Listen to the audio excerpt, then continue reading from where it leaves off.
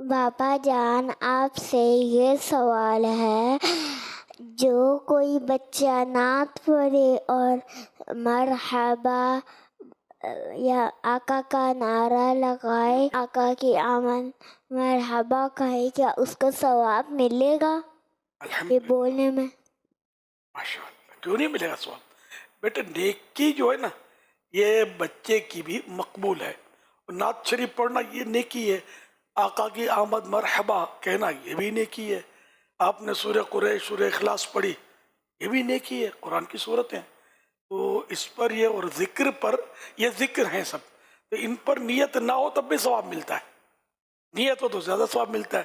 نیت بھی کرنی چاہیے کہ میں اللہ کو راضی کرنے کے لیے پڑھتا ہوں. بہرحال بچہ بھی جو نعت شریف پڑھے، آقا کی آمد مرحبا کے نعرے لگائے، تو ضرور اس کو بھی ثواب ملے گا اللہ کی رحمت سے. جزاک اللہ خیرہ. وَإِيَّاكُمْ. لیکن مائک میں پڑھنا، محفل میں پڑھنا یہ شرط نہیں ہے. اکیلے میں بھی پڑھے گا تو ثواب ملے گا. مائک میں، اس میں عوام میں تو ریا کا اور حب جا کے پتہ نہیں کیا کیا حملے بڑوں پر بھی ہوتے ہیں، بچوں پر بھی ہوتے ہوں گے.